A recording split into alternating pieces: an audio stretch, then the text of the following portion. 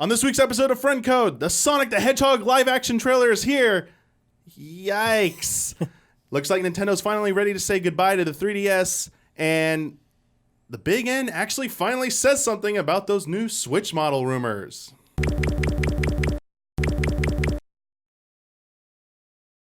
Hello everyone, welcome to a new episode of Friend Code. I'm your host, Michael Damiani. This week, I'm joined by Ash Paulsen from GameXplain. Thank you for having me back. Yes, I'm always happy finally. to be here. Yes. Tried the past 2 weeks for this to work. It's finally happened. Finally. I'm so excited to have you here, though. Thank you very much. I'm happy to be Great here. to have you here. Also, very excited to have Brandon Jones. I'm excited. Ash is here. I'm excited. I'm here. I'm excited I get to make fun of a trailer. There's a lot of things. This is why, Jones. I was like, yes, I have you on. Right. We're talking about a trailer. I was like, woo, this is good stuff. And before we started, I just have to say this. I love this new space. So happy for you guys. My first time seeing it. This is fantastic. So thank you very much. Yeah, it was fun. Finally, Jones, I got to show somebody the new studio for the first time. I was nice. like, oh, this is kind of cool. This is nice. Yeah, good stuff, but possibly not good stuff. The Sonic the Hedgehog live action trailer. Finally got to check it out. You know, obviously you both have seen it, right? Yes. Okay. So, just real quick, your hot take on this. I just think it misses the mark in so many ways. I think, honestly, at the end of the day, what makes me so sad is that so much of that trailer is taken up by James Marsden and Jim Carrey. That this is Sonic's movie, and like Sonic is usually center stage and has so much personality and is so, I just want to hear like the last joke of the trailer is him like stuffed in a bag, and it just seems like the filmmakers are like, the writers are like, let's focus on things that we know are funny because we have no idea what to do in the Sonic the Hedgehog space. And like you get to the end, and I actually totally missed this, and somebody like social media pointed out to me that like in the end when you see Jim Carrey, like kind of seems like he might be in the Sonic world, and so like they're maybe hinting at that, but it was just like this is no time to hint. This is no time to like set it up like a dumb comedy, and then surprise, we actually go see it later, or some trailer drops later. We're like, okay, well now we're interested in it. A very weird first impression. That's a great point, actually. I never looked at it like that, but it's true that it seems like the Sonic element is the part that the producers and director are having the most trouble figuring out, because everything else felt at least more natural, at least a little bit. And I will say, I said this in our GameXplain reaction discussion too, it was somehow both better and worse than I expected. Worse just because, Sonic's look. Those gloveless white furry hands creep me out so much. I don't like it. At the same time, I have to say I did like when he spin dashed Robotnik's car, and that was pretty cool. A cool hero moment. And I got to say, no matter how this movie turns out, good, bad, horrible, Jim Carrey's going to be a blast to watch. Sure. He's going to be fantastic. Yeah. He's going to absolutely make this movie. I kind of see him maybe as the Raul Julia of this. I've seen that comparison made. Yes. Yeah. I saw some people hoping that he will be the Raul Julia of that, like that. We're going to remember this as like that type of performance, which would be amazing. So, like Ash, I was trying to think of positive things to say about this trailer, actually. And Jones alluded, you talked about one already. The final shot does show Jim Carrey kind of full Robotnik. Those giant mushrooms, like, they might go to Sonic's world. We might actually get to see the Sonic areas I was hoping to see in a live action movie. You talked about the spin dash attack, like they were using trademark Sonic moves, but also the trademark sound effects. I was like, they just use the sound effects from the game. There you go. That's nice. Some authenticity there. The thing is, though, I feel like the biggest shortcoming of the trailer for me, besides what both of you mentioned, is that I feel like they picked some of the worst Jim Carrey scenes to show off. The exchange between the higher ranking military, I think it was a general, I forget, and him trying to make fun of him, like, who's in charge? Doesn't matter. I was like, I don't know what it felt like. I was like, did they not edit this right? Because this feels like I'm looking at the rough cut of something, and it wasn't polished up and put in there. It felt kind of out of place in the trailer for some reason. And I couldn't put my finger quite on it. What was off about it? It's tough to get a characterization of Robotnik because, like, in that scene, he's obviously, like, I think kind of what I get a sense that I'm going for what Carrie's going for is this like very smart person. Nobody understands him. He's constantly, building crazy contraptions, or he has weird goals, and like just doesn't have a lot of friends because he's committed to his work, and like not a lot of people. He has that one guy who's like his henchman who speaks for him in that one moment, but like I get a sense like he's not really friends with them. Maybe they don't understand him, and so I would expect someone like that to be like really focused on their work. So like I think an interesting scene would be not to like rewrite this movie, but like what if he gets out of the helicopter and he's like talking to himself, and the generals are like, is he talking to me? What's going on? You just see him so wrapped up in trying to figure out what's going on. Like I actually like the two moments where they see his hair, and like it actually has like properties to itself. And so you just this like obsession with like what is this thing, and like how can I harness its power? How can I and then of course I imagine over the course of the film getting just gradually more pissed off that he just keeps trying to stop Sonic and keeps failing to do it. And so just this kind of infatuation with Sonic that it's just like Robotnik Sonic, that's it. The fact that he's like taking a moment to like harass this general, and like monologue instead, it's just kind of like, what does he even want? Like it's weird to kind of get a direction for where the character is going from that. Yeah, I could see what you mean. I actually did like that scene in the trailer. It didn't feel like a rough cut to me, but I could kind of see where you're coming from. I will say that it maybe wasn't the best moment to pick for the trailer because it didn't, again, it wasn't just about Robotnik and Sonic. It was him, kind of focusing in on this other guy. At the same time, maybe it gives us kind of a hint that this characterization of Robotnik is, as you said, kind of eclectic, kind of in his own head, kind of just sees himself as better than everybody. And we do know that from the game version of Robotnik, his IQ's crazy high, and he wants to build Eggman Land, right? Literally his own empire. He wants to be the face of the planet. So in that sense, this Robotnik does seem to kind of echo those proper qualities of what you'd want a movie version of Robotnik to have. Feels like a Robotnik origin story. Yeah. From the little we've seen, it seems like maybe he'll kind of fully come into, his own, like the Robotnik that we know. They kind of show that in the trailer, his transformation from just like the basic outfit to his actual like physical features changing, and so that's pretty safe assumption to make. Well, I think it's just a new, a new alternative origin story for Sonic in general. Because even what some of the text in the trailer says, every hero has a genesis, which doesn't make sense outside of North America for whatever reason. Right. But yeah, so I think it's being positioned as an origin story in general, probably both for Sonic and Robotnik, and just as an alternative kind of origin story for them. Yeah. Yeah. I could. That's the vibe I get as well. I think the things that are probably like the most off-putting to me was the song choice.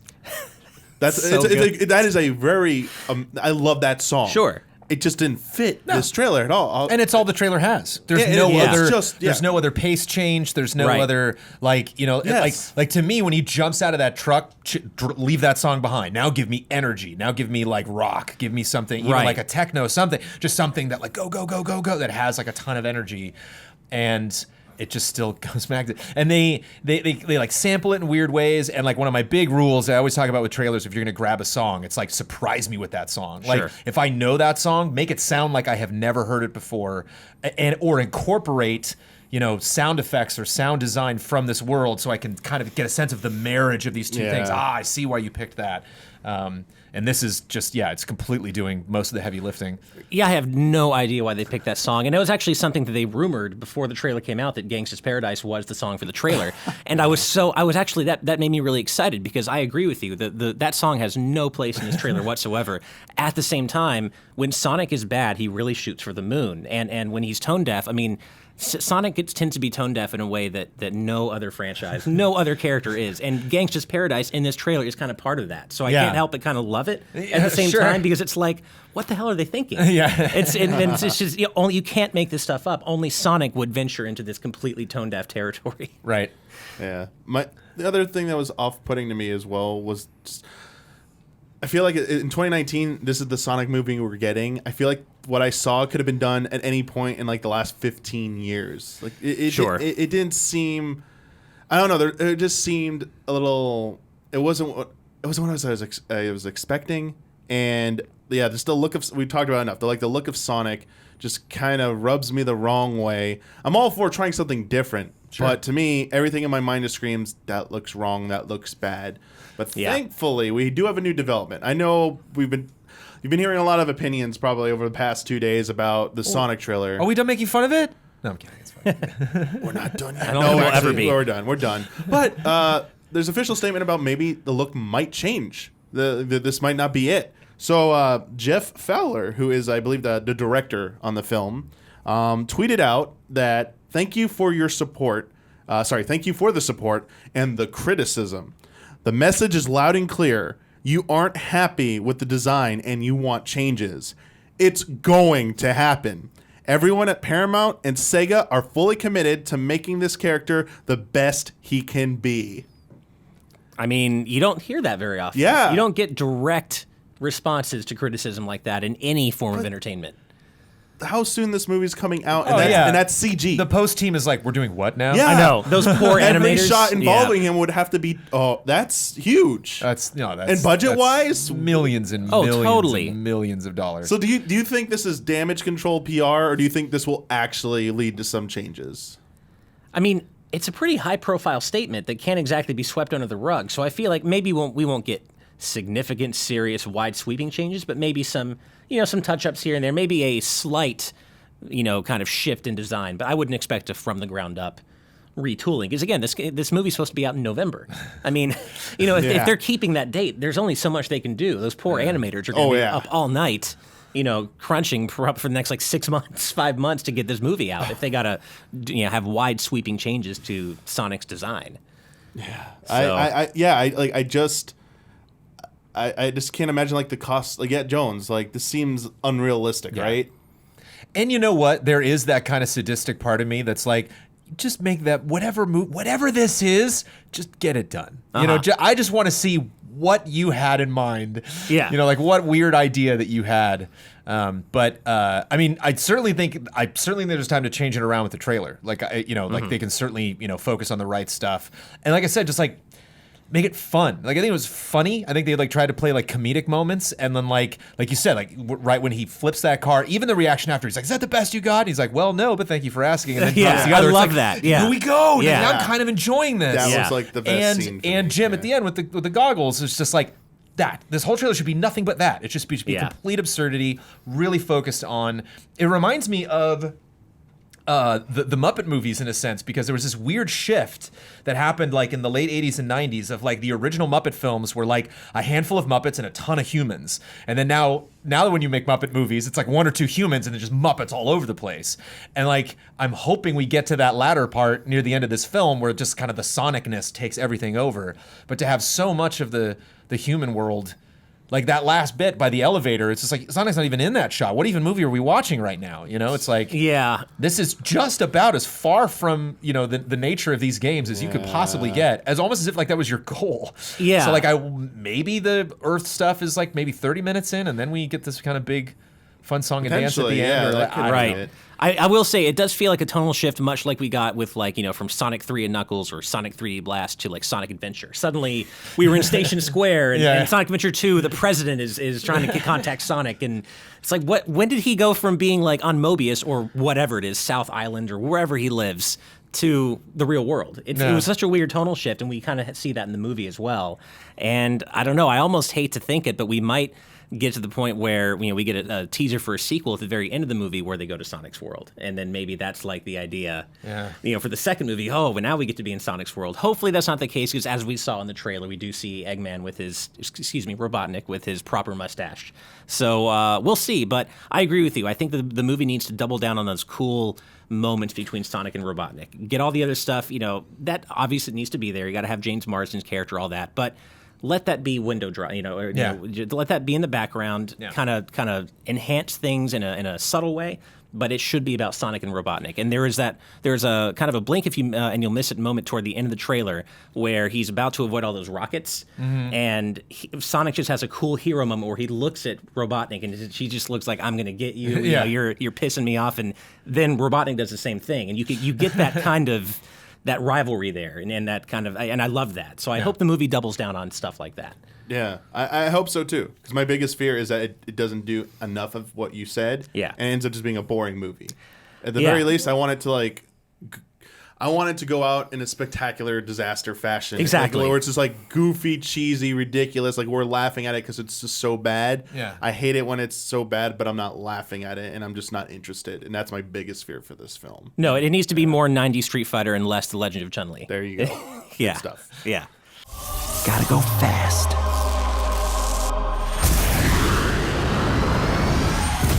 So yeah, Sonic. Well, I wanted to talk about it because Sonic it's not exclusively Nintendo, but it has had a rich history with Nintendo over the past kind of like almost 2 decades now. And a lot of people are going to be comparing it to Detective Pikachu, which is also coming up. Oh, yeah. Right. Just about a week from today, opening night. We're going to be excited for that. But I want to change gears here. I want to move away from the movie discussions. Let's get back to some like hardware discussion, but not the hardware everyone's thinking of. We talked a lot about Switch on here, and we'll get to it later. I want to talk about the 3DS. Ooh, so the Nintendo 3DS, great handheld system. Nintendo recently held a financial briefing for its investors, talking about the previous fiscal year, talking about like their earnings reports, how everything did. And during the slide presentation from Nintendo CEO Shintaro Furukawa, basically no mention of 3DS other than the sales numbers in the slides, like no new announcements, no kind of like something surprising for people. And basically the only thing on the horizon is there's 3 more third-party games coming out for 3DS. One of those is Persona Q2, which is coming out here, and then the other 2 are only coming out in Japan. And that's kind of it for the 3DS. Kotaku actually tried reaching out for comment on this, trying to say like, hey, can you clarify your position on the 3DS now after this briefing? And Nintendo's spokesperson got back to them and said, we have nothing new to announce regarding first-party software for the Nintendo 3DS family of systems. We can confirm that new software is coming from third-party publishers, which those 3 games. Right. There's also been a few rumors that have been circulating for the last about few days, maybe to a week ago, where Nintendo's trying to phase out the remaining 2DS and 3DS stock to make way for that rumored Switch Lite. So this could be the beginning of the end for the 3DS. And what I wanted to get into comes from our first patron question from Straw Hat Ninja. Greetings, allies, and welcome back, Ash. Thank you. I recognize your name, so hello, Nice. Straw Hat Ninja. The 3DS had a rough start, but ended up being a great success. Fire Emblem Awakening got me into Fire Emblem and ended up saving the series. I'm going to hope that meant saving the series for them? I don't know, but there's also I think financially, because Awakening was going to be the end. Yeah. Financially it did, but I was like, quality-wise, like, I don't know about that. But fair enough. It's now my favorite Nintendo franchise. That makes me really happy to hear. But their question is, what are some of your favorite memories and games on the 3DS? Love and respect. All right. Well, that's a big question. Lots to unpack there. The first one I'll mention, I hate to steal your thunder, so I think one that we both agree on, Street Pass. Steal away. Yeah. Street Pass was, and this is something that one of the many things Andre likes to rib me for because he never really saw the point in it. I love Street Pass. It was such a big part of my 3DS ownership. I actually almost, I didn't start it, but I was part of the beginnings of a Street Pass Los Angeles group. Oh, nice. Where we would basically meet every week just to get tagged so we could play those cool games. Because there still hasn't been anything quite like Street Pass, and there certainly wasn't before it. Yeah. And I still kind of find myself wishing that the Switch had its own solution for that, because I like taking it with me. And there's just something really cool about tagging random people and getting their data and having them help you in all these games that literally cannot be played otherwise. And I missed that. I met so many people through it. The games were so fun, collecting all the hats. Every new update, I'd be like, oh man, what new hats do they have? And what new games? And I just really, really missed that. And that was such a big part of the 3DS for me. Yeah, it used to be a ritual for me. You, Jones, though, you did a lot with the Street Pass, especially back at Game Trailers days. Right. Like, we'd all take them out and stuff. Like, do you take it to events and stuff like that? Yeah. Oh, yeah. Well, not only cons, but I'm a huge Disneyland fan. Oh, yeah. There you go. So Street Pass and 3DS were the best. Yeah. At Disneyland. And what was really funny, Ash, was I remember the second time I took it to Disneyland, and I passed someone for the second time. And I was like, how? Yeah.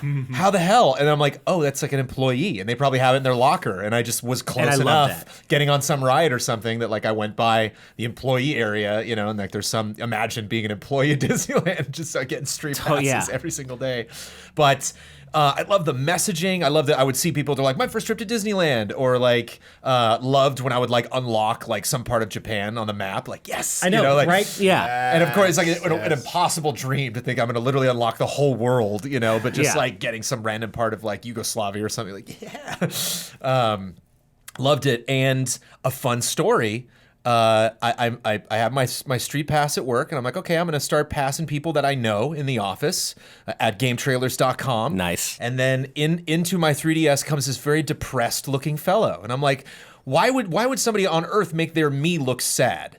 Like, what is this weirdo that has their, because like the name was different or something, or like I couldn't tell the name, or I think they all came in as a group, and I was like, who is that guy?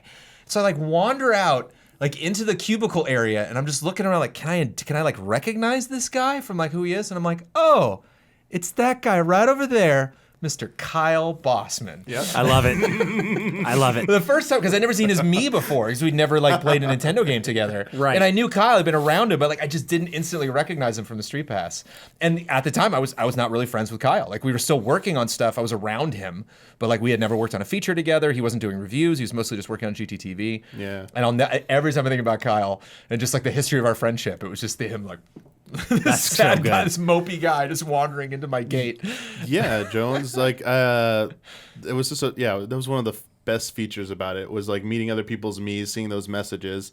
One thing you mentioned, like when you unlock a new country, I think one thing that Street Pass did very well to encourage you to keep doing it was we keep harping on Switch not having achievements. At least the two of us have in our past episodes. I don't know how you feel about Switch not achievements, but 3DS kind of had a built-in achievement system for Street Pass. You had all those like kind of like milestones that you would unlock, and I was like, there you go. That's enough incentive right there. That one made me want. Oh, I gotta meet my 100th me, or my 500th me, or my 10th golden special me. Like I wanted to hit all those, and it was one of the many reasons that kept me coming back like every single day, religiously checking it, trying like for me it was the puzzle pieces. Oh, me too. Absolutely. And conventions were the best for that. Loved it. Completely changed the way you interact with a convention, any convention. Oh, yeah. Anime Expo, E3, Comic-Con. E3 not as much because you're working and you're trying to check, but you really can't. You're just running around from appointment to appointment. But I'll never forget, one of my fun memories of Street Pass was I was sitting outside of a Jersey Mike's, of all places. I'm sitting outside of a Jersey Mike's, waiting in my car for my wife who was inside getting something, and I get a Street Pass, so I open it up and check it out, and it's the guy says "been drowned," and it's the link from that creepypasta from the Majora's Mask haunted cartridge, and it was perfectly done because of that creepy Link statue, and I got goosebumps. I'm like, this is the beauty of Street Pass. You'd never have that without something like Street Pass. It's a very, very Nintendo thing. It's something that I feel only Nintendo would have tried. I remember gaming the system with the puzzles because you could spend, I mean, this isn't like super coins? Complicated, but you could spend the coins to get them, but you could also get repeat pieces. And so I would like manually, if I had a lot of cash and I'm like, oh, it's maybe time to spend these to try to get more pieces, I would try to fill up all of my puzzles first and then leave just the rest of the ones blank and then buy a bunch and then because those puzzles are finished. And so now I'm like only getting new stuff. Because that was so frustrating. We were just like, I only got 5 coins left. I'm like, no. Yeah, that was like always the strategy, was getting like, we want to get all the pink pieces you can first. Yep. And then you want to finish the whole puzzle so that like any of the new things will go into there, because reduce the chances of getting duplicates, because once it's complete, off limits. Can't get a dupe from that anymore. And I love this like stupid like mental, like this anticipation of like who in the game trailer's office would be the one collecting pieces. So it was always funny, this drama of like Jeremy Hoffman would come up and I'd be like, Hoffman, I need the piece, and he's like, I ain't got no pieces, and you walk away like, oh! Nice. That's so good. That expectation, like surely Kyle has them. Like, I ain't collected pieces, get out of here. Like, I will say the dark side of all this was that if you were unfortunate enough to lose or have your 3DS break or whatever, losing Street Pass progress was obviously the most first world of problems. But it was so depressing to lose that progress. And I remember I lost my 3DS at work, where I was working at Nickelodeon at the time, and I'm pretty sure someone stole it because I never found it. But I lost it right before Comic-Con. And so I got a new 3DS before that, and it was just so depressing. So, you got 50 Street Passes, you got 100. But I will say that that I kept that data for the rest of the 3DS's life, really. And I eventually, because I worked the convention circuit, basically, I eventually amassed around 21,000 tags total. Which, hey, you know what? Yep. It means nothing in the grand scheme of things, but it was a lot of fun. Yeah. You could lose it, or your wonderful dog, Sophie, who you love more than life itself, could chew one of the shoulder buttons off of the console when you get her. Mm-hmm. Yeah.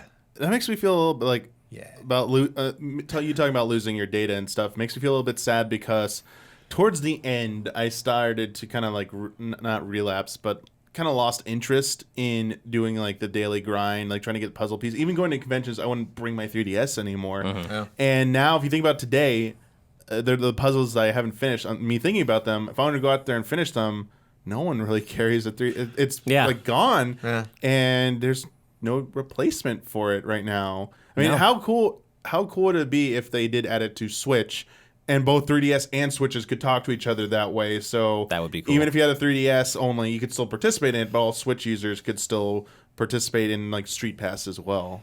I do wonder why they haven't kind of developed something of a replacement for Switch, just because, Nintendo has been really bending over backwards to market the Switch as a handheld device, not just assisting you play on your TV, but mainly a handheld device. I mean, even with Pokemon Sword and Shield, there was just a statement saying, we're really doubling down on making this feel like a great handheld experience. So in that sense, if they expect people to be using this as a handheld taken outside with them, why not have a Street Pass functionality type thing? Because it would encourage people to take their Switch out more often, which is what they were trying to do with the 3DS, and I would say largely succeeded. Yeah. So I just wish, I guess maybe there's no point in it for them at this point, which, I understand, but I miss it much. Yeah. I miss like coordinating the games, where you would just be like, hey Kyle, can you wear a green shirt tomorrow?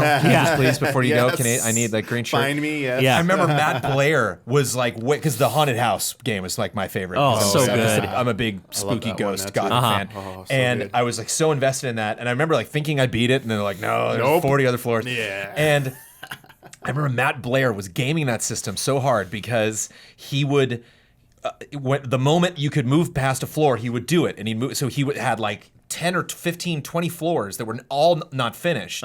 And then he would pick a color for every floor. So if he had a certain color, he'd go back to that floor and be like, this is my red floor. So every single time he dropped a red down, it would just, combo with all of the other red spaces he already blocked there. And I'm like, oh, that's so smart.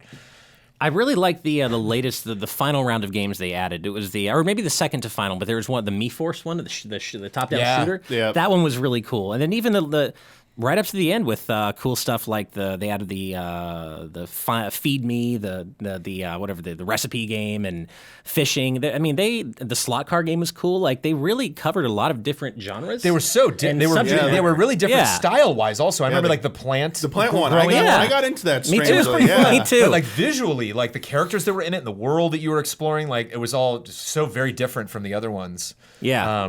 And it was just so easy to make. I also miss Mii's. It's like they're implemented into a Smash Brothers, but like they're not really that showcased that much on the Switch. Right. And it was so easy to make somebody like have a fun expression or like have a family member or friend or something like doing something silly in those games. Yeah, it is odd because the Switch inherently has Mii functionality. You can make Mii's and stuff like that. I don't think they really do anything with it outside of, as you mentioned, Smash making your Mii fighter and incorporating into that. But there might be a game or two I'm forgetting right now that they do tap into that, but it's nowhere as utilized as it was on 3DS or even like Wii U.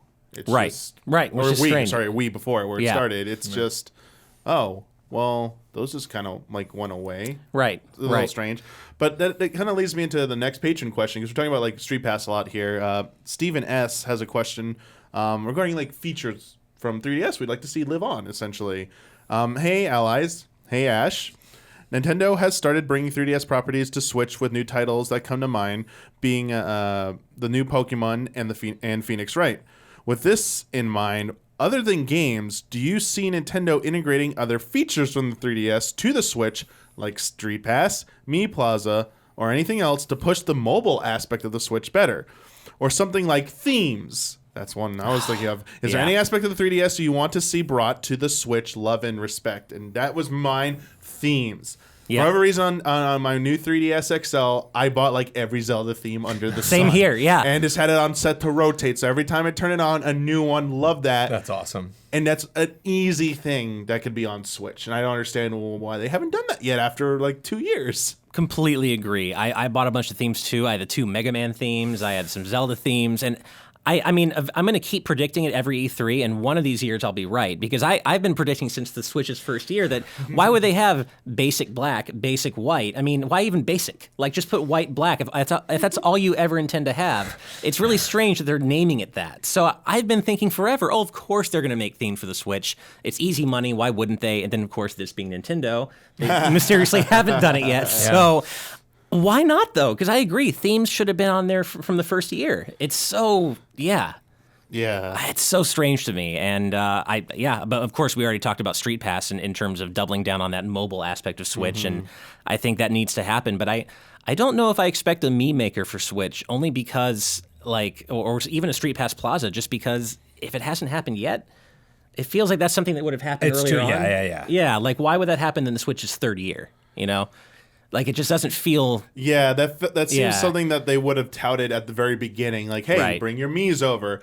Here's the new Street Pass, like Plaza, or Mii Plaza, sorry.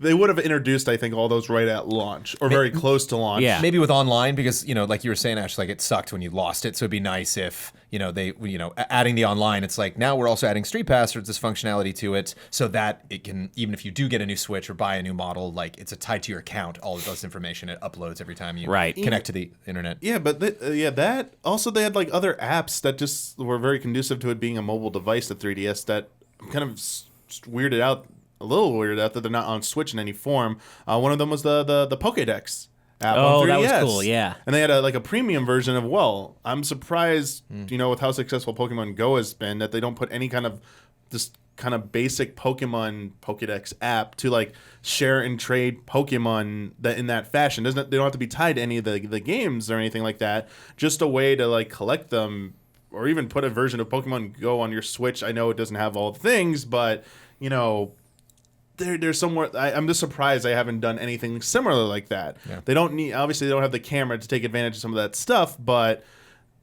there's still a way, I have to imagine, that they could have integrated, like, this concept of Street Pass. They don't even have to call it Street Pass anymore. Right. Just to have apps on there where you share things by, like, meeting or tagging other people's Switches, and just seems like that just went away. And it was just it was something so unique to the 3DS that no other console or handheld had ever tried, and I think it was largely successful. I mean, of course, I don't have the internal data that Nintendo has. Maybe they ultimately concluded that it just wasn't enough of a draw for most people, and that would be fair. But it's been something that's never been replicated anywhere else, and I miss it, and I wish it was here on the Switch as well. Speaking to your point about the Pokédex 3D Pro, whatever the Pokédex for 3DS. I could see them maybe doing that around the launch of Sword and Shield. Like, we don't have a traditional Pokemon game yet on Switch, so I could see them maybe doubling down on some Pokemon apps to start hyping up Sword and Shield. I guarantee, well, I can't guarantee, but I almost guarantee we'll see a version of Pokemon Bank for Switch. That's what's going to bring up next, is that if it wasn't going to be Pokédex, because I think something that might have come out around, like, Let's Go, potentially, would have been, like, because it's Gen 1 Pokemon, there you go, start there. But yes, like, an app to integrate the Pokemon Bank, just to access it from your Switch. Right. Like, makes the most sense that in the world. Seems so obvious. And they probably are waiting for Sword and Shield if they're going to do something like that. Now, there may be, and this isn't the solution most people would want, but maybe they're thinking of integrating some sort of Pokédex functionality into the Nintendo Switch Online mobile app for when Sword and Shield comes out, which is what nobody wants. But I could see them doing that. Hey, you want that Pokédex? Go download this awesome app that we have that everybody loves using. So I could see that. No, don't want that. Yeah. I got a question about, like, software, 3DS software. Yeah. That was going to be the next thing. This comes from Juan, Ola Damiani in panel. With what seems like the sunsetting of the 3DS and the popularity of the Switch constantly on the rise, do you think Nintendo would ever decide to repackage 3DS games onto the Switch? I'm not saying all of them would work. Not saying all of them because that would require so much work, but more in the light of what they did with big selling Wii U to Switch games like Bayonetta 2, Tropical Freeze, etc. Love and respect. So any of those 3DS games, do you want to see them come to Switch? Now, there's an Ace Attorney collection that just came out, right? Yes. How are they handling the dual screens? With, it's only 1, 2, and 3.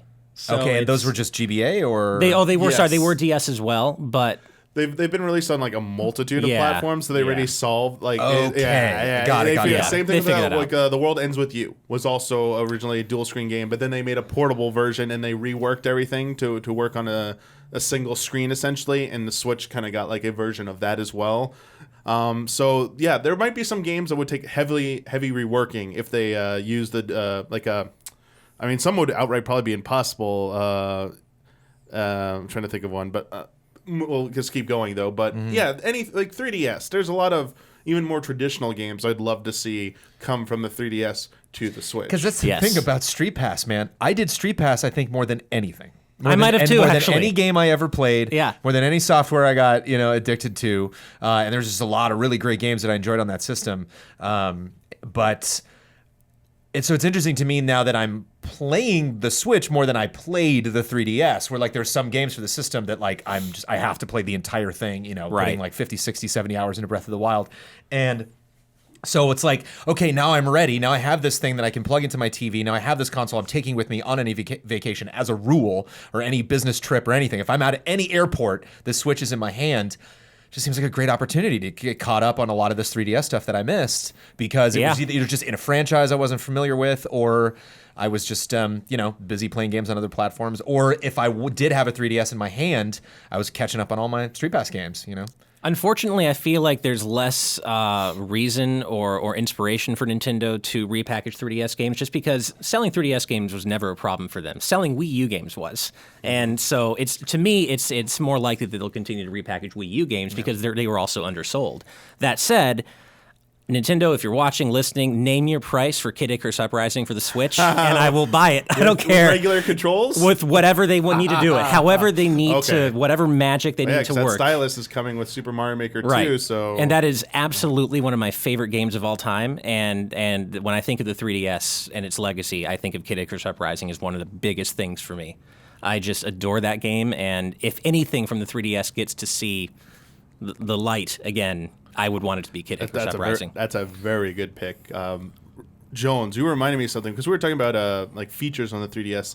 The Switch does have a way to show how many hours you've played in the game in your profile, but the 3DS app that showed you like your rankings, just the presentation difference between the Switch and the 3DS, just missed some of that. Sorry to go back to that. That's one I just thought of, was just showing your play history, like showed like most opened, most played, like longest sessions. Like I love those details. It was so fun to have that. For me, the obvious ones are, I just really want, and I think they'd be really easy to bring to the Switch. It's just bring Ocarina of Time and Majora's Mask 3D to the Switch. I'd love to see those games played on the Switch screen or on a big TV screen. I don't want to speak for them, but like if they could find a way to just like up-res it to like even just 720. It doesn't have to be full HD like 1080. Just 720, so I can play it on a controller, on a TV screen, but also still play it on the handheld when I go on the go. I would love that so much, because that was a personal gripe, was just the 3DS's nub for 3D movements. So like, I hated that little like analog nub thing.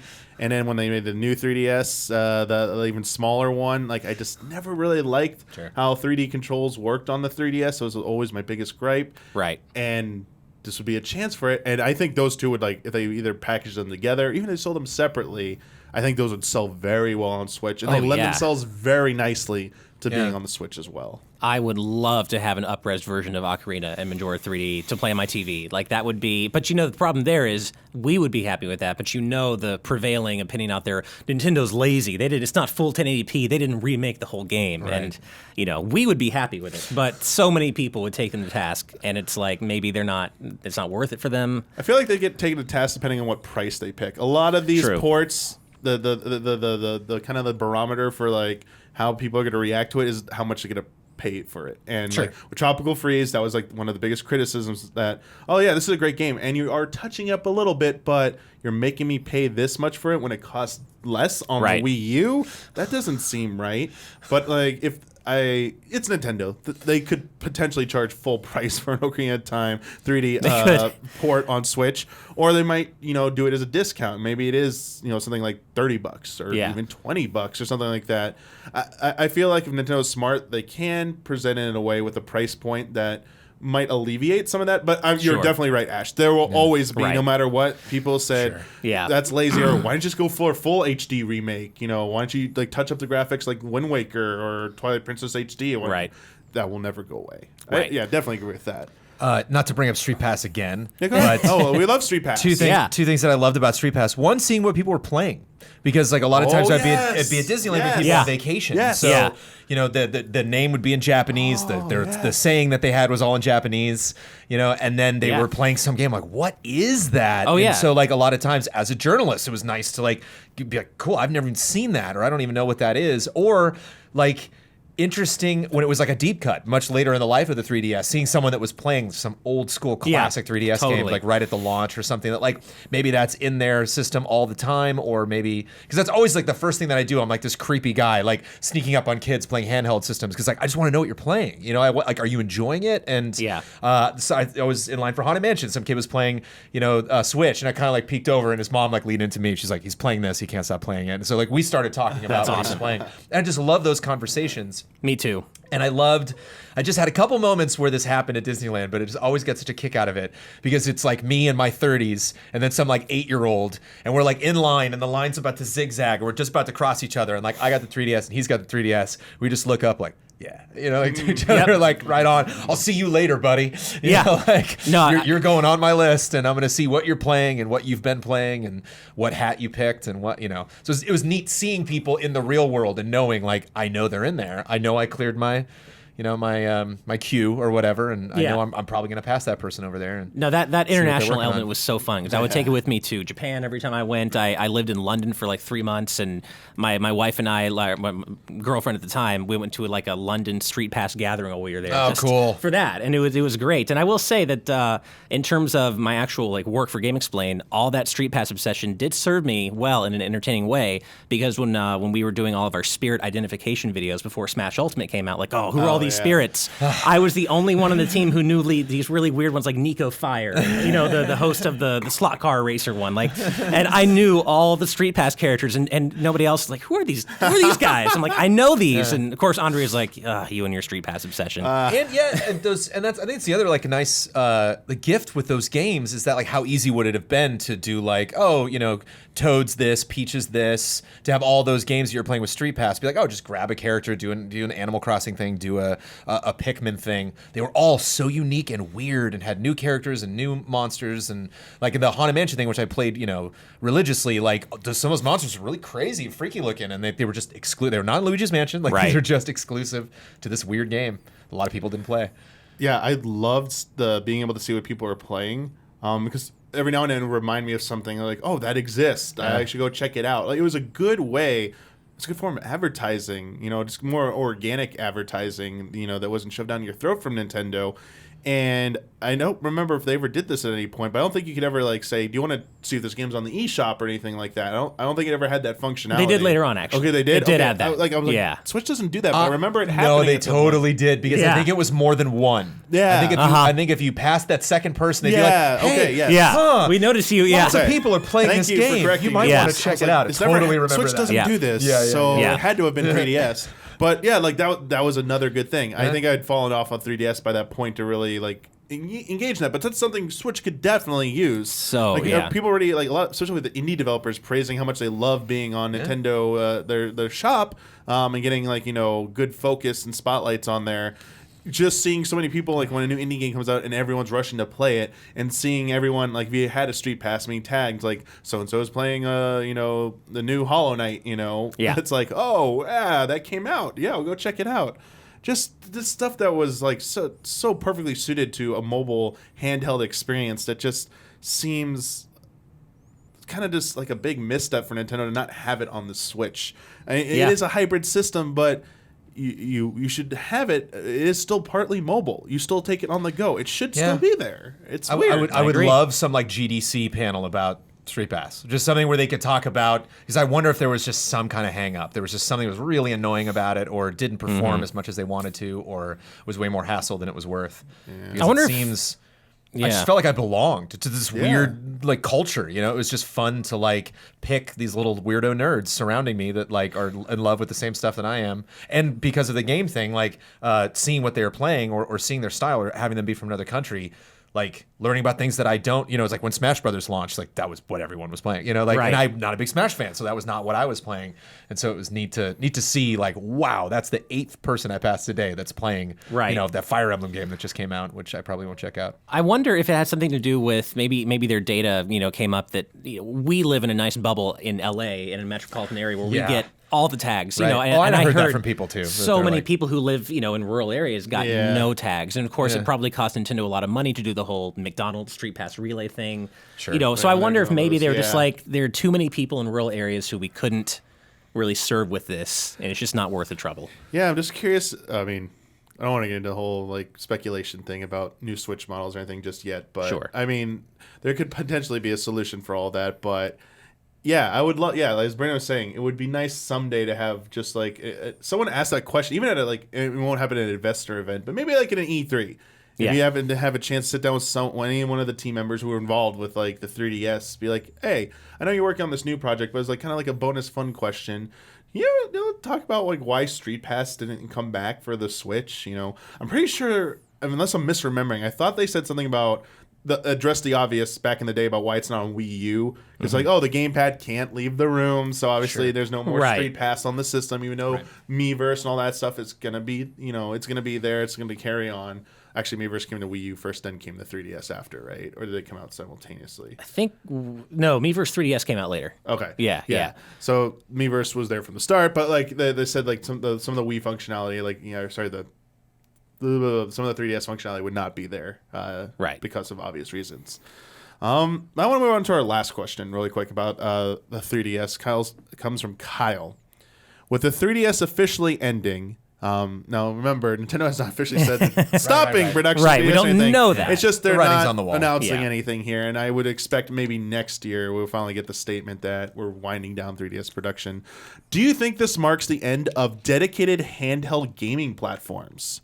Similarly, do you think Nintendo will be hybrid now forever, or will they ever split back up into dedicated home consoles and handheld consoles at some point? I think from a numbers standpoint, having more consoles out there makes you more money, but I don't know if that's actually true. What are your thoughts on the matter? Well, it seems to me that Nintendo's one of their foci with the Switch was to kind of consolidate their development and not have their teams kind of split between console and handheld. And to be honest, it's worked out really well for them. The fact that they were able to get this this new hardware out and get a new Zelda, a new Mario, a new Splatoon out, and among other things, out in the very first year, we've seen immediately how them switching from the Wii U plus 3DS development model to just focusing on Switch. That's improved their pipeline so much. So I don't know if it's really advantageous to Nintendo to go back to a console handheld split. I kind of feel like they've struck lightning with this, kind of like they did with the Wii, not on the same level, but it is kind of like they lightning struck with the Switch in terms of the concept of having that console handheld hybrid. And I can't see why Nintendo would ever go back from that in the future. Yeah, I think that's a good point, Ash. You talked about like the merging of their like software development teams into be focused like just on like developing for everything. Yeah, and I think you point out brilliantly that it is been their strength since the Switch's launch. That you're getting games that are. You don't have to worry about developing for a mobile device or consoles, worrying about like with that crafting that type of unique experience that fits better to one or the other, worrying about limitations on the handheld. That's all like gone now. It's just one system, one platform, just make the game you want to make for it. And we're seeing some of the best installments in long running series come out of this. It's debatable. Some people, I think all of them are like winners, but a lot of them have shown at least some kind of improvement over more recent entries that show that this is definitely was the right decision, in my opinion. Right. Yeah. I don't know about you, Brandon. Do you? There's also mobile. There's no reason. Yeah. There's no reason to do a handheld anything because they're on mobile now. And so that's a good point. Yeah, they are split in a way. Like we do have this weird Mario game that's not on anything. We have this Fire Emblem game that's not on anything. We have this Animal Crossing game that I, as an Animal Crossing fan, enjoyed for like a month and then, moved on. So yeah, I think that's like the new split. And it was interesting seeing from a technology perspective, because like when I was playing Game Boy and then Game Boy Advance and getting older and getting more like into the games industry and kind of analyzing all these different consoles that I never had a chance to play growing up. And it was interesting how the handheld was always like 2 gens behind. So like the Game Boy Advance was the Super Nintendo, where they were already, at the GameCube or moving on to the Wii. And so it's interesting to see once you get into the Wii territory, and now this is 720 versus 1080. Now this console it is taking a big step back in terms of like where Sony and Microsoft are really pushing, and they're already chasing PC graphics cards, and so it's like Nintendo kind of slowed down and handheld kind of caught up, and then boom, now they're both at the same level. And I think we've kind of accepted the fact that, things forever are probably not going to run as well as other consoles on a Nintendo console. Like you're not going to get the best for Mortal Kombat 11 is a great example. It's like you should kind of know at this point as a Nintendo consumer what you're getting in for if you purchase a multi-platform game on the Switch. But I just don't see a lot of scandal there. I just don't see people may be frustrated, and I saw some people complaining about Mortal Kombat 11's advertising was a little like you'd see that Switch logo at the end. It's like but it's not going to look like the game that you just saw.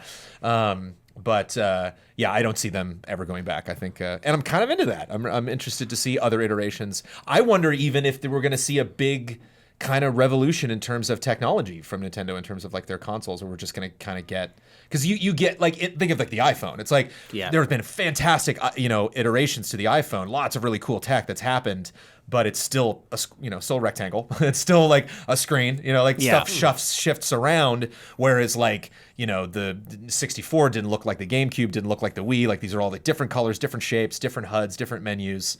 And I wonder if we're kind of moving more into a mobile market with Nintendo where we're getting little tiny improvements that are exciting, but nothing as, wow, look at that, the big reveal of the new system. I kind of think we might be heading toward that kind of future. And it's funny, we have seen in isolated circumstances, we have seen Nintendo attempt to bridge that Switch mobile divide with games like Pokemon Quest, which came out on, I think it was Quest. It came out on both, that blocky. Yeah, that came out on both mobile and Switch. Yep. So it does seem like they're willing to try to, bridge that gap in specific circumstances where they might feel it's worth it. But I do agree with you, and I think we're kind of moving away from the days of big hardware reveals for Nintendo. And the thing is, they don't need to chase PC graphics. Like, Sony and Microsoft are already doing that. They're doing it arguably better than Nintendo ever would be able to. And the thing is, with the Wii U, there was no good trade-off. It was just things looked worse on the Wii U, and that was it. With the Switch, there's that portability trade-off. Yeah, it looks worse, but you can take a game like Mortal Kombat 11 and play it on the go. Same thing. Diablo. Or Diablo. It's like, man, it does not look super great on the Switch, but God, it is fun to just run around. Then now we're getting to this point where the Switch is getting all these fantastic titles from previous generations, which, of course, it has no problem running. So then you have the extra value of getting to play games like Final Fantasy X or Final Fantasy VII, whatever, on the go on this beautiful 720p screen. Like with the Wii U, that extra added value proposition wasn't there. With the Switch, you are going to get those people like, oh, it looks worse on Switch. Well, of course it does. You're playing it on a handheld system. You can't have your cake and eat it too.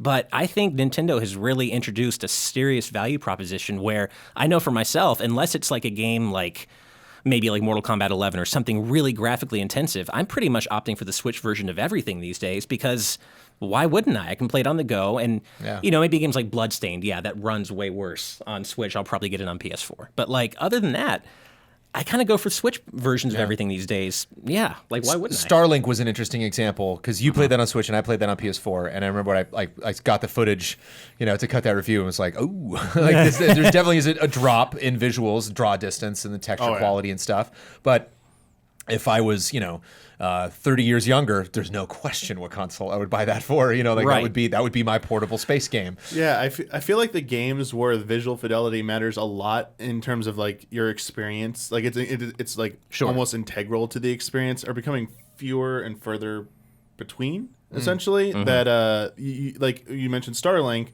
I mean, I obviously wasn't playing the PS4 version, so I wasn't completely aware of what I was missing. But I'd argue, even if, like after looking at the footage afterwards, like that wasn't really that. I mean, yeah, it was a difference, but I didn't need that. Like, that wasn't going to change my experience in any like significant way. Whereas obviously, like, this game's never going to come into Switch. But like, if like a Naughty Dog like Uncharted like 5 or Last of Us 2 were to come out on a Switch version, you'd be like, I don't know about. But then there's some people like, actually, I like that trade off. Yeah. So you're seeing more people willing to make that compromise.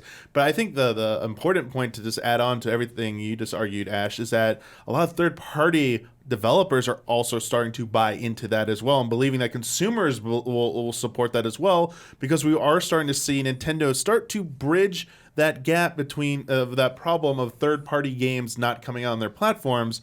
You're starting to see that goal. It's eroded a little bit this generation. I think they kind of like eroded that stigma a little bit, where it's going to have great first-party games, maybe some indie games, but you aren't getting any of those good third-party games. And this time around, it's been they are getting some of them, not all of them, but they're getting some, and they're starting to make other people believe in this. And one of the we're not going to talk about it in depth, but I saw something yesterday about people speculating that there's going to be a Monster Hunter event because it's like the 15th anniversary of Monster Hunter or something, and they're expecting like some kind of announcement. And I guess the rumor is that like something about Monster Hunter World might be coming to Switch, and better late than never, but still that's a huge deal. Or something about the next Monster Hunter that's gonna be multi-platform will definitely be on Switch. I think it's one or the other. Right. But like if you were to tell someone the next big Monster Hunter is coming out on all platforms, including Switch, that wouldn't sound crazy. You'd be like, that sounds absolutely smart. That sounds intelligent. Yeah, and we've seen some really, truly impressive third-party ports recently. The one that comes to mind for me is Hellblade: Senua's Sacrifice, which,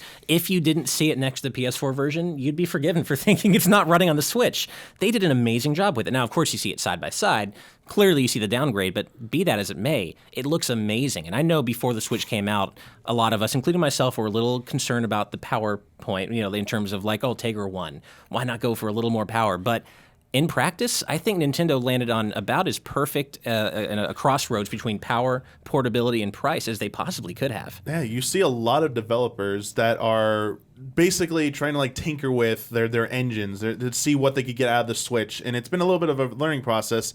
And not all of them have been perfect. Like, who did the Wolfenstein? Not it, because it wasn't id who did it. The company that did Machine Games. I forget right now. I'm so sorry. I can't remember. It. But like they worked wonders getting those high end PC games to even run decently on Switch. But you got to start somewhere, and you can only imagine going forward. Like those ports are going to get better and better. There's a lot of work been done on getting like Unreal 4 working on Switch better, and even like optimizing Unity more. Who knows what this like rumor of like a more powerful Switch model, even if it's just like a modest bump, like maybe some third-party publishers said, if you can just get us to this point, it doesn't have to be significant, but if you get this to this new baseline, we could start bringing a lot more over a lot faster. If you could just meet us a little bit there, this sounds like everything's going in the right direction for Nintendo when it comes to third parties, and this is shocking to see, and also like glad to see that. It's been a long time since you've been able to say, hey, third-party support on Nintendo's actually good. Yeah. No, I'll never forget when Capcom, like, they were not willing to support the Switch because they got burned so hard on the Wii U, and then it just did so well out of the gate, and they had to really do that hardcore course correction very quickly, and people were so pissed that Mega Man Legacy Collection 2, Mega Man of all franchises, was only originally for PS4 and Xbox One, and we were like, what are you thinking? This is Mega Man. And then, of course, they course corrected and released everything in a very short order on Switch. And like, I would say almost half of the games that I play in 2019 aren't necessarily like trying to make the most bleeding edge crazy graphics. So you look at something like beautiful games, but Cuphead and Hollow Knight, I don't think you lose anything on the Switch. It's not at all. And so it's neat to have something like Hollow Knight, which is like very much like a Game of the Year contender that is I just think like living in this area visually and performance-wise where it can totally be on the Switch and like you don't lose anything. If not, that was the game I played on. I was camping. I was in my tent in the middle of the forest. And I booted up Hollow Knight for the first time. Right. Really great. And you've seen like cool new visual styles pop up in the Switch, like Octopath Traveler. Like we've never seen something that looks quite like that before. And I'm still crossing my fingers for like an FF6 or Chrono Trigger remake in that style. I'm with you. But let's cross our fingers together. Right, exactly. So we've seen new visual styles pop up in the Switch too, and it just seems to be so versatile in terms of, if you want that Mario Odyssey type experience, you can have, frankly, an incredible looking 3D platformer, whole world in your hands portably. Or you can go for the indie experience and have stylized graphics that the Switch can handle no problem. I also feel like, in addition to those two, I think Switch might be another place for developers to find that long lost, hard to reach kind of like the instead of the AAA, like kind of like the B mid-tier game that kind of vanished starting in like the 360 PS3 generation. I saw studios who tried to go for those types of games, and they just weren't, for whatever reason, they failed, didn't succeed well enough, studios closed. But now I think Switch offers that an avenue for that now. You can put a game on Switch that is that kind of like middle-level game again. And it feels, and it's perfect for it. I think Switch just offers an avenue for all types of games to be on there, and it's deemed and viewed as acceptable by both by the consumers mainly. And you're seeing that support there through sales of everything, like Switch versions of X game selling extremely well, better than previous versions, even all previous combined versions as well. Like it's just like, look at Hollow Knight, how well it did on there. And now that's gonna be one of the lead platforms next time around, instead of coming to Switch later, not last. Well, and in addition to all this, there's the whole point where we're entering this brave new world now, where Nintendo and Microsoft are cozying up together, and now we're looking at a future of formerly Xbox exclusive titles, at least some of them coming to the Switch. Like the fact that we were actually playing Cuphead on Switch still blows my mind, and who knows, we might get, Halo Master Chief Collection or Forza. Can you imagine playing Halo on a Nintendo system? We're getting they announced, was that Forza mobile game, or was that just a rumor? I think it's a rumor. Just a rumor. I think it's just a rumor. Forza Street, yeah, it was rumored. Ori is another one that's rumored to be coming to Switch as well. Right. But yeah, there's great example there. It's great. And more and more, Sony's they're the ones who are looking kind of, standoffish. Yeah, just a little standoffish and kind of old man yelling at the sky, like, we're going to have our closed platform. It's like, maybe you need to kind of figure out what they're doing, because, it's kind of cool having these, obviously they're still competitors, but it's nice to have them also working together on shared ventures, because the whole thing about having Xbox games on Switch, that benefits both Nintendo and Microsoft 100%. And I'd love to see stuff like that happen in the future. I mean, I don't know if it'll happen with PlayStation, but you did bring up a good point, though, where most of the games that I would want to play, perfect, graphically intensive, like Horizon Zero Dawn, their games are probably never going to be on the Switch anyway. Yeah. So that's a great... I remember being at the Game Awards, and every time a trailer for a new game announcement would begin, and it was some just kind of artsy, interesting, colorful, fun character, weird story. Yeah. Immediately I was like, Switch? It's like this seems perfect, and it was just like, no, it's just coming to PC now, maybe Switch later. And I know it's you can't just snap your fingers and make something on Switch. I know that is a frustrating thing that developers have heard, where they're like, we'd love to do that, but man, let us just launch our game and then we'll deal with that later. The Game Awards is actually a great example, because we all got back from PAX East, and my favorite game of the show was Sayonara Wild Hearts. Nice, and that is exactly the kind of artsy game I wouldn't want to play on anything but Switch. Yeah. It's perfect fit for it. And more, like you've been saying, the Switch has become literally an indie dream machine. I love indie games. I love platformers, and there's literally an endless supply of them on the Switch. SteamWorld Quest is my current Switch game. Right. And it's just so nice to come back to, and such a great game to just immediately stop playing, on a dime, just we're done, and then come back later. Yes. And, I know exactly where I am, what I was doing, and so often I find myself just suspending a game, and then so nice to come back to it. It's there it is. Just pick it up and play again. That's how most of my sessions go nowadays. We're talking a lot about Switch doing things right here, and it shouldn't be a surprise that Switch is also selling very well because of all of this. And that moves us into our next topic, which is still about the Switch. Oh, we talked about 3DS, and we kind of transitioned to Switch here. But the Switch lifetime sales have just passed another big milestone. So if you've been following Switch sales for the last 2 years, essentially in its first year, it beat Wii U sales. Okay. Then during its, in the duration of its second year, it beat out GameCube sales. All right, next system. And now it has finally lifetime sales are now at 34.74 million, which means it has now surpassed the lifetime sales of the Nintendo 64, which was at 32.93 million lifetime sales. So it's passing by all those consoles. It's eventually it's okay, Wii U didn't do well. GameCube, I might love that system, didn't sell well.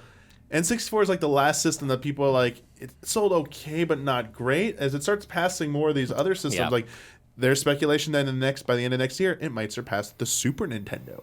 And it's just here we go. There we go. Now you're starting to I mean, obviously Wii and DS and even 3DS sold an extraordinary amount of units, but it's just the speed at which Switch is doing this is very impressive. Yeah. That surprised you at all that Switch in like just a little over 2 years has now eclipsed 3 Nintendo systems, and if Virtual Boy, if you want to throw that in there as well, but yeah, there was like Jones before launch of Switch, and then Jones after. It was just like the moment. Like I was really curious because like I think, and I really think that the shift started to happen when we did that unboxing. People keep asking me about unboxing. They're like, "Yeah, do more unboxing videos." That Switch unboxing was so great. It's like the only one we've ever done. Nice. These allies. And when we took that and you like pulled that out and handed it to me, and the moment it put that in my hands, I was like, "Oh yeah, oh they did it. Oh god, that feels good."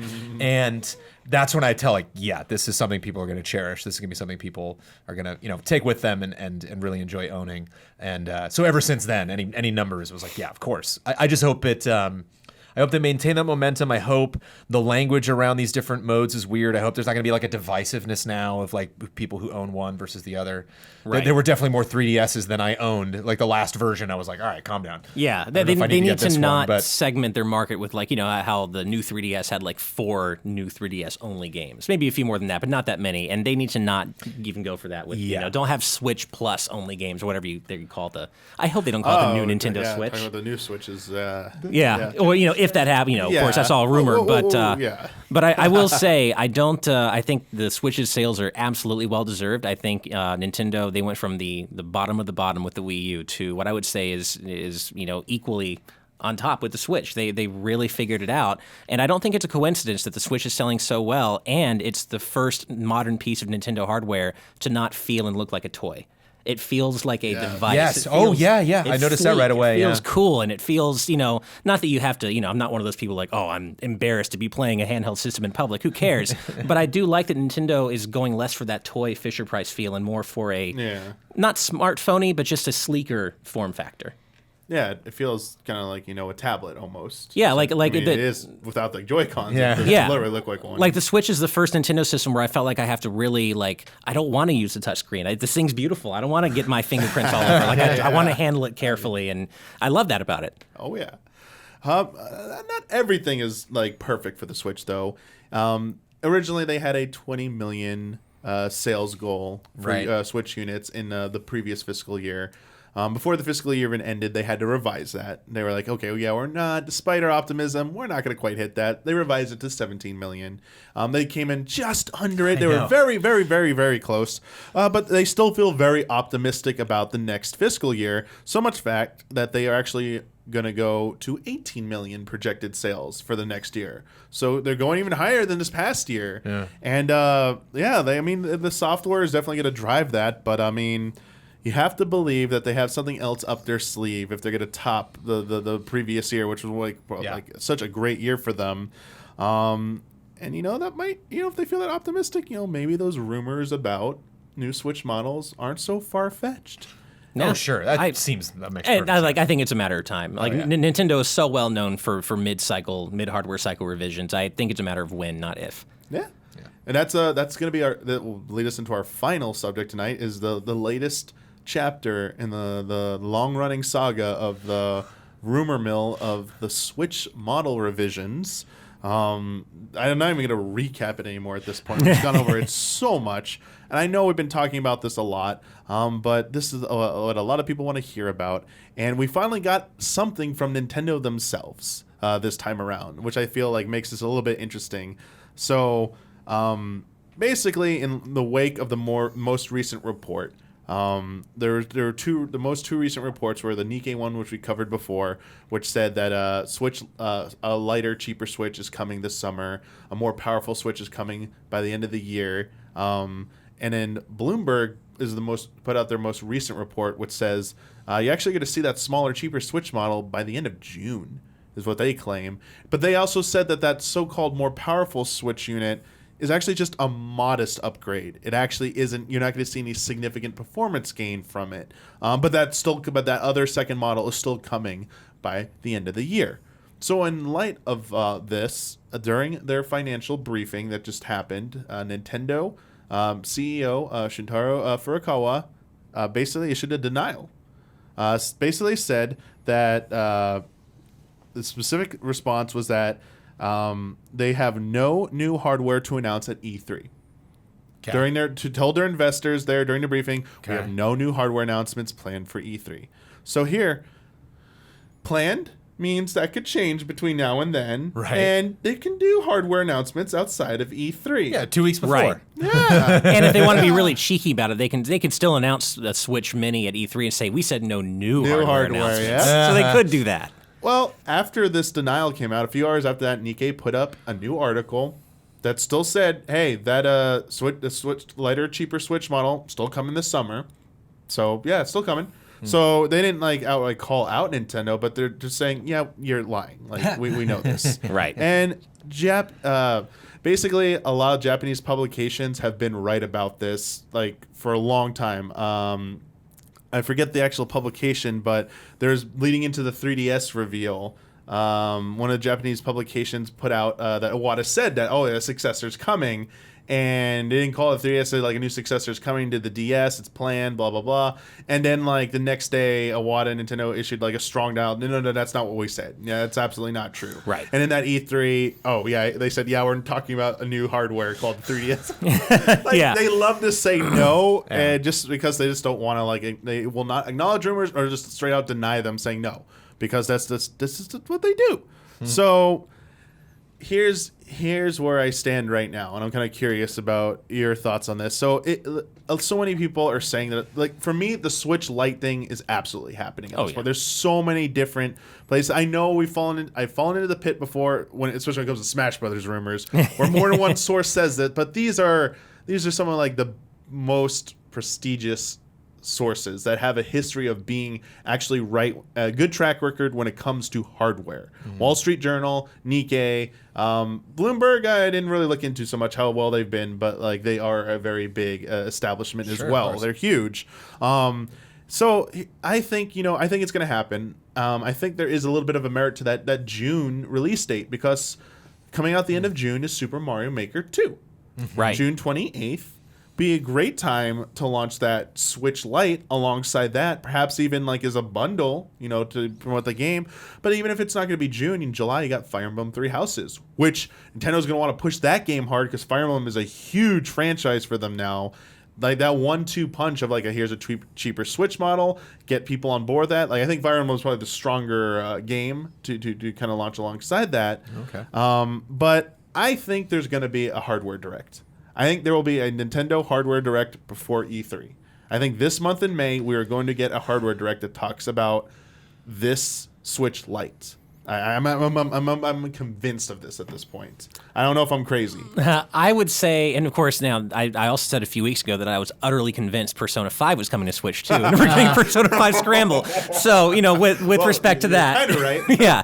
So with respect to that, I'm going to say that I think that there's going to be a hardware direct. I don't think this is going to be at E3. I don't think they're going to waste E3 time on the Switch Lite. But I do think that we're going to get a hardware direct in July. And I see July, it. I see it maybe coming out in August, because there's precedent for this. If I remember correctly, with the new 3DS, the 3DS XL, I think it was. Okay. There's some revision of the 3DS. They announced it during summer in July, and then released it in San Diego August. Comic-Con. Yeah. Then it was Comic-Con announcement. And then it came out in August. Yep. So there is precedent for this, and I could see them doing kind of almost like a shadow drop, where we're like, hey, mid-July, look at the Switch Mini coming out August 12th or something.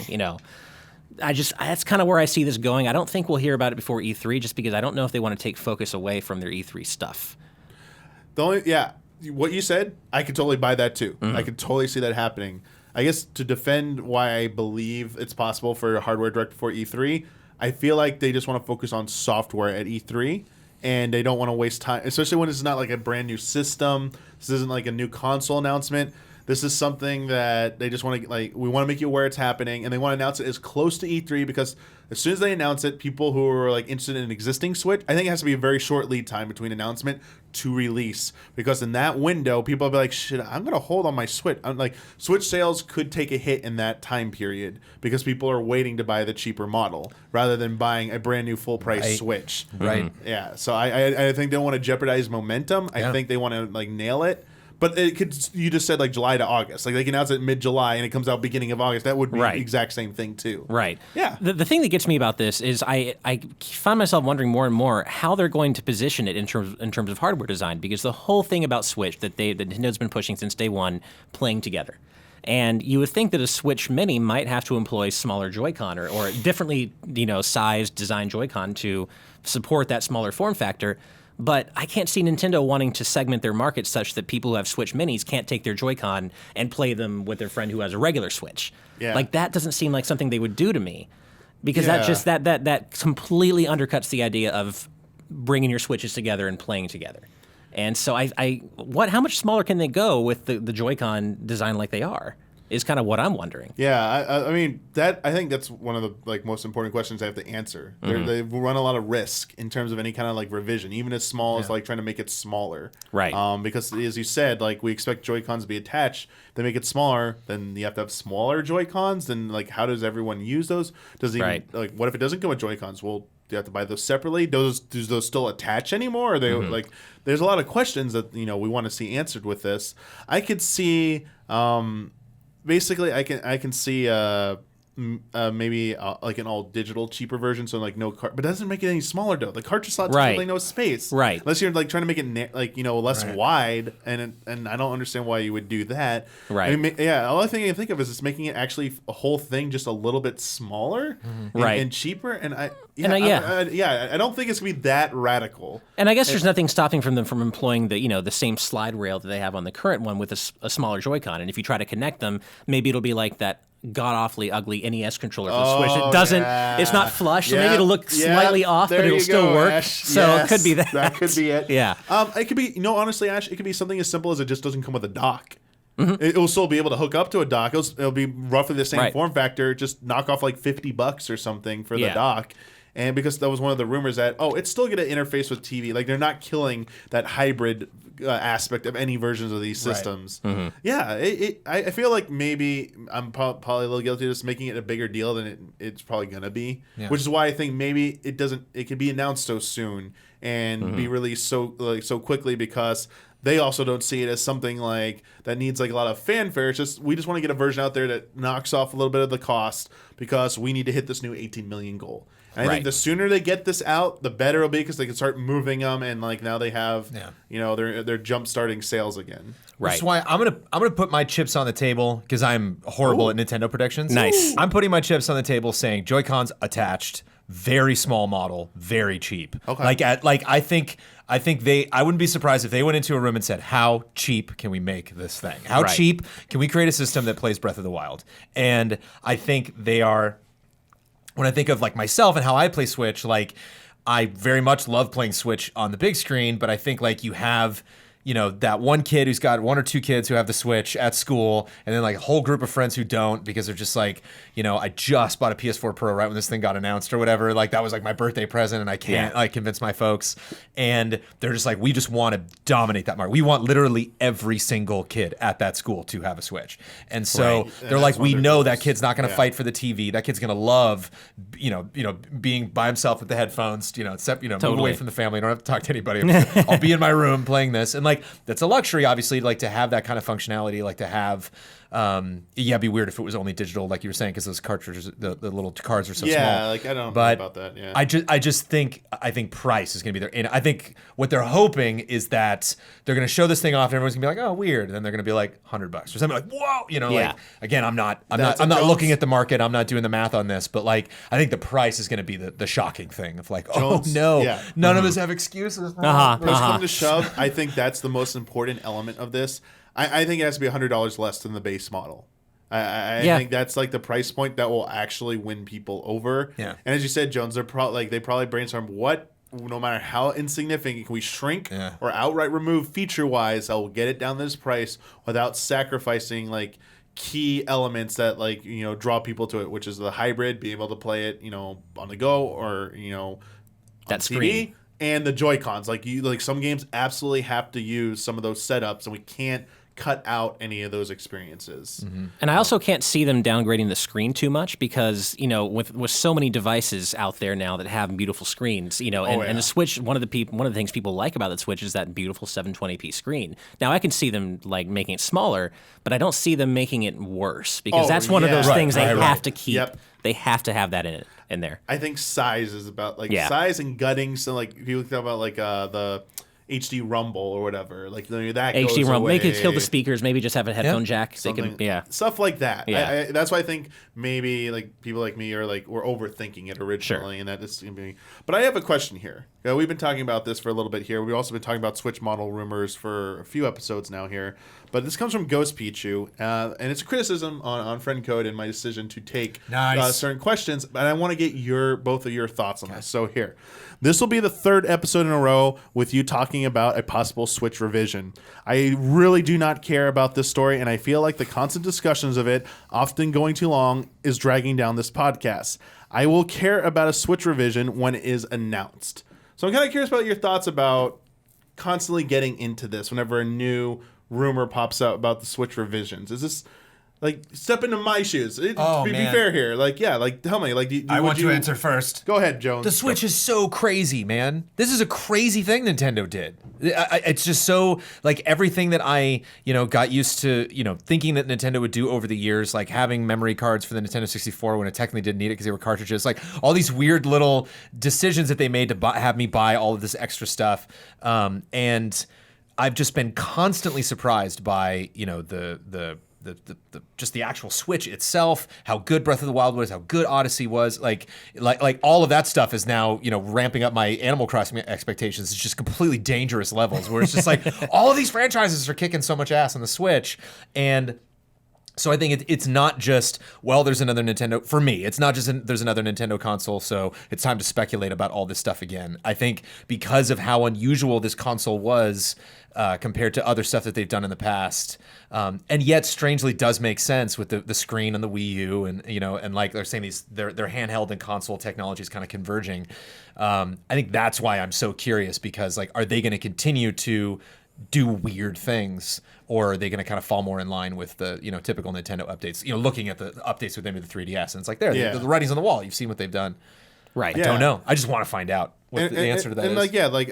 I know that's about like step in my shoes, Ash, but GameXplain does a lot of coverage of this. Do you ever see any feedback like that? Saying that's too much. Stop covering every rumor that comes out about that. We've had that in the past where some fans have felt that, and this was I think probably at least a couple of years back, but we certainly had fans who felt that we covered too many rumors, or maybe our threshold for which rumors should be covered was a little too lax. So we've definitely bumped up that threshold in recent years and recent months, because there was a while there where, especially for the Smash 4 hype cycle, there would be a new rumor from 4chan or from Reddit every day. It felt like, and that got we got a little bit of that with I never ever want to think about this again, but the Grinch rumor or the Grinch leak with. I think we went to over. Fell for that hook, line, and sinker. Yep. Well, and we were taken to task for not covering it more than we did because we didn't think it was legit, and fortunately we ended up being right. Yeah. If we hadn't, we would have had to eat serious crow. But I know that all of us on the GX team never want to hear the words Grinch leak again. Yes. And so I get a little tired of rumors a little bit, rumor fatigue. I can experience that. However, if that's what's happening and that's the news that needs to be talked about, in your shoes, I mean, this story keeps developing, so it makes sense that you do need to kind of revisit it every week.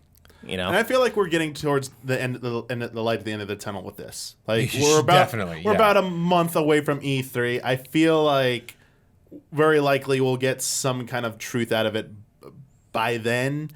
Even if it's just nothing was announced. Okay, right. We could kind of cool it. Let's wait till something tangible actually happens before we go back to this again. Or something was announced. Okay, now we have details. We can really deep dive into this. But I also do sympathize. A lot of times when it comes to Nintendo news, the most discussed things amongst a lot of the most Nintendo enthusiast sites, Nintendo news sites, and even just general news sites, some of the biggest news sites out there, involves rumors. Mm-hmm. We talked about all the Smash 4 cycle stuff that went this way or that way. We had for the several months talking about Star Fox Grand Prix.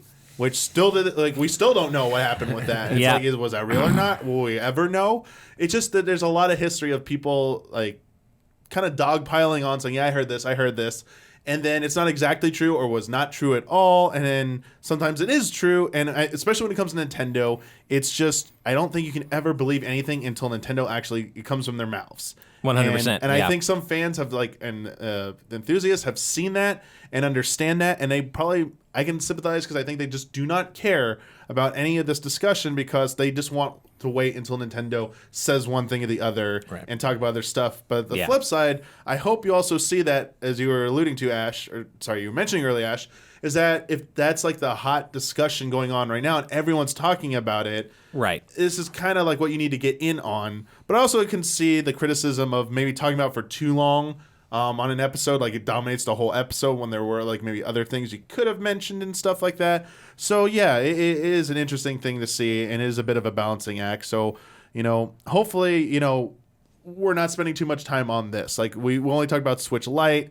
We only talked about like a few things about it this time. We got one more question, which I think is a good question because it is speculative, but it's about like what Nintendo might want to do or what we'd like to see Nintendo do if these things are really going to happen. It actually comes from Joshua, and they just have one question. Do you think Nintendo will look at what Microsoft is doing and introduce Switch tiers?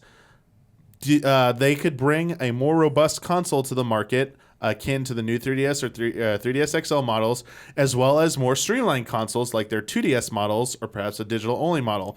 What is the likelihood of Nintendo creating that sort of tier system? So, we've seen Microsoft do this. They have all these SKUs out there.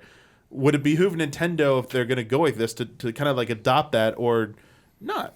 That doesn't seem like a very Nintendo-esque thing to do. It doesn't seem like something they would do, and I think that also might kind of muddle the messaging a bit with the Switch and just kind of undercut the very simple, very clear gimmick that, hey, this is a portable console. And that's all you need to know about it.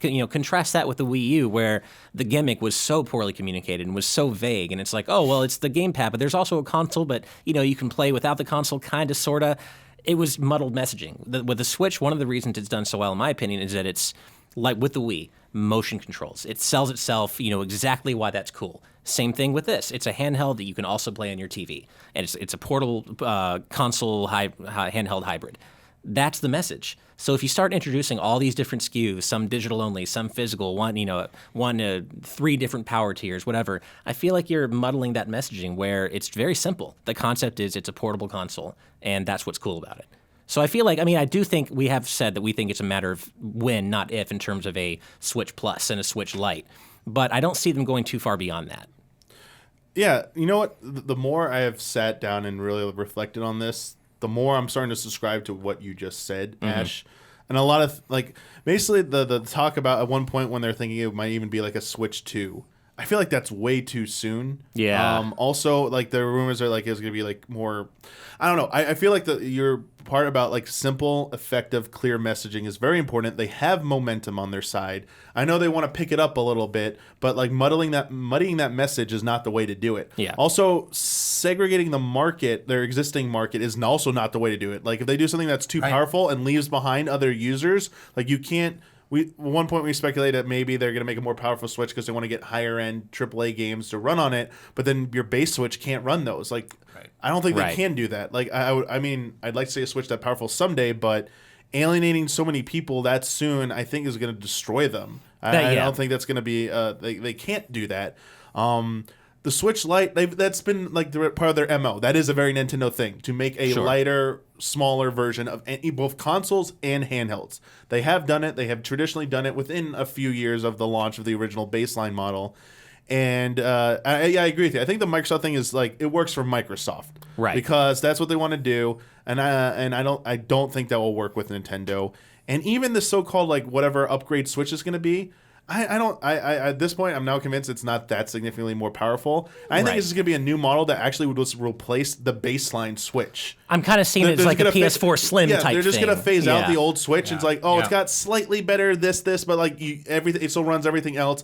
I don't think they're ever more than 2 models at once. I really don't. I agree. Yeah. No, I see it as I think they're going to position it as a redesign of the standard version, kind of like we see with how Sony iterates in the PS4 or PS3 several times, just like or the PSP got the PSP 2000 over the 1000. Not really that much better in terms of it's just a new version of their standard system, and I think that's what the Switch Plus or whatever is going to be.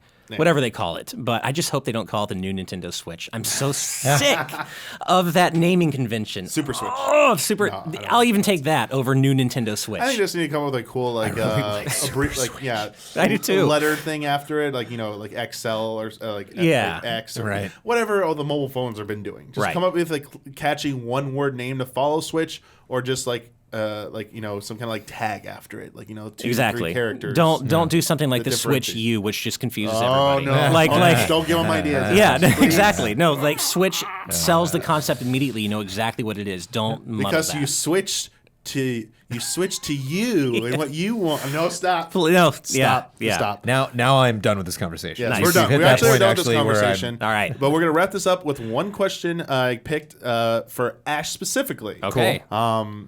So this question comes from Sunset Streak. Okay. Hi, allies. This one is for Ash. Okay. With the strong indie boom on Switch, especially with a lot of titles and support from Inti Creates, and Nintendo being keen to at least test the waters with big indie titles like with Cadence of Hyrule, could you see Inti Creates being allowed to handle a Nintendo property, and if so, which one would you want them to work with? Oh, that's I know, right? I'm on the spot here. Well, first of all, I'll say I do love me some Inti Creates. I love their work. Mega Man Zero, Blaster Master Zero 2, just finished that. Great game. Because they seem to their bread and butter does seem to be platformers. I think we got to go platformer here. Okay. And I gotta say, I think there are other developers who could really, indie developers who could really do this well. But I think I'd love to see them take a crack at a 2D Metroid. I think that could be a lot of fun. We don't need another one that soon because we just got Samus Returns, but I think that could be really cool. But platformers do seem to be kind of what they do best. So I'm trying to think Metroid, but it would be kind of fun to maybe see them take on something a little less obvious, like maybe a new Wario platformer, a new Wario Land. Something that lets them, I think they do need to be allowed to work with pixels, make it completely 2D, pixelated, not like 3D on a 2D plane like Samus Returns. They do such great pixel work and pixel animation. It's got to be something like that. Maybe even how cool would it be if they did like a remake of Zelda 2? That's what I was about to say. Ash. Yes, that was my idea. Right. So I was thinking, although I have to say, I think Yacht Club they've staked that. They put that stake in the ground. But I just want to see it happen. And Inti Creates is definitely worthy. Right. Oh yeah. But yeah, I think I'd like to see them take on one of Nintendo's less obvious platforming franchises like Wario or. We just got a new Yoshi game, so maybe not that. But yeah. What if they did a 2D Kid Icarus? That would be really cool too. That would be the problem with that though is as much as I'd want that, anything that Kid Icarus that isn't Uprising on Switch is it's just going to automatically make me a little sad. Yeah, definitely. Yeah, I do agree with you. Platforming seems like the forte. If we're gonna get like really crazy, as long as sticking to sprite art, I'd love to see them trying to make like an F-Zero game. That would be really... Just because I want F-Zero. Well, the thing is, I think Shinen would do an amazing job with an F-Zero game. Because look at Fast RMX, and they could totally nail that. I just want someone to make an F-Zero game. I know. I want that too. Every answer is going to be like, what do you want to make? F-Zero. I was thinking... This is sprite-based. Make me a sprite-based F-Zero. A recent Inti Creates game that kind of fell under the radar because I think there were some issues with it was Dragon Marked for Death. And I could see would be kind of cool to get like a 4-player co-op Zelda 2D adventure type game where you got different characters who fight, Link is a sword fighter, Zelda is a magic user, what have you. Almost maybe like a 2D version of, not a Warriors game, but a side view action platforming type Zelda game that, maybe that sounds like, you can't have a platformer, Zelda be a platformer. Well, you couldn't have it be a rhythm game until about a month ago either. Yeah. So I feel like there's room for them to experiment. And God, if they can get the Necrodancer guys to do an indie Zelda rhythm game, I think, honestly, the sky's the limit here. Interesting you didn't any thought given to like just an old school 2D sprite based Mario. I thought about that. We got Mario Maker. Yeah. Obviously Mario Maker does have like some element of it, but I'm talking about a handcrafted old school 2D Mario game again. I think that could certainly work. I don't want more new Super Mario Brothers, essentially. Right, because I thought about Mario, but I just feel like Inti Creates, they kind of specialize more in that anime type aesthetic, so I don't know if that worked for Mario. However, that does remind me. That would be cool, and I'd be down for that. I mean, that Mario comic from Nintendo Power, right? That would be awesome to have in game form. But I don't know if Inti Creates would be the one to do it, but this does remind me, and I think this is something Andre would want a lot too, is a 2D Mario game hand-drawn in that classic Mario art style, such as what you see in the 3D World character select screen, that classic 2D Mario art style. Yes. Give me a platformer hand-drawn in that style. Yes. That would be amazing. Please make it happen. Yeah. Well, yeah. I hope one of these come true someday. Me too. I hope so. Maybe E3. Never know. Possibly. I just wish, I mean, well, I guess I don't need to say this anymore. I would have said that I wish Capcom would give Mega Man to Inti Creates, but now that they're making Mega Man games again, I don't have to worry about that anymore. Yeah. So. Well, you can always bring them into the fold, like contract them to, like, assist in the development of one. Certainly. That would be a possibility. We've seen good collaborations like that in the past, but yeah, I mean, I'm convinced like any collaboration or any developer being handed an IP, especially for Nintendo, is like within the realm of possibility at this point. After everything I've seen in the last 2 years from what they've done, yes. This does remind me of our April Fool's joke. GX did Captain Falcon's Space Adventure as an April Fool's joke, and F-Zero is a kind of anime. It kind of has an anime edge to it, so that would be kind of cool. Maybe see Inti Creates take on an anime like 2D platformer starring Falcon. Like, that could be pretty cool, actually. Yeah, they're not going to make racing games for him anymore. Make, an action game with him. Because, in Smash Brothers, he seems more like an action star than just like a racer nowadays. Like, I could totally see him in a cool action game, either 2D or 3D. But I feel like that character is underutilized because he's kind of become almost mimetic to Nintendo now, where he kind of has his own Falcon Punch type thing. Put that into an action game. Oh, yeah. Definitely. Do you have any collaborations you've ever wanted to see, Jones, from Nintendo, like a Nintendo IP in another studio? I'm not up on studios that work on Nintendo stuff, so no. All right. Not specifically. Didn't know if there was like a crazy version of Pokemon. I'm not going after that. Okay. Just want to give you a chance. I'm not putting a button on that. I forgot if you've ever been on. We've done this a few times, but I want to give you the opportunity. But all right, that's gonna wrap it up then. Thank you for everyone who submitted questions to this episode of Friend Code. If you'd like to submit questions to be considered for a future episode of Friend Code, you need to be a $5 and up patron. Head over to patreon.com/easyallies. You can do that there. The week that I'm recording the episode, I will let you know the topics we'll be talking about and make a Patreon post where you can submit your question for consideration. Also, if you're a $5 and up patron, you get this episode as well as episodes of many of our other shows early as part of our early access tier. So thank you to everyone for that. I also want to thank both of you being on here, especially you, Ash. I'm so happy. I'm always happy when I get you on here. Hey, I am always happy to be here, literally anytime. I love you guys. Happy to collaborate or be on Friend Code anytime or whatever.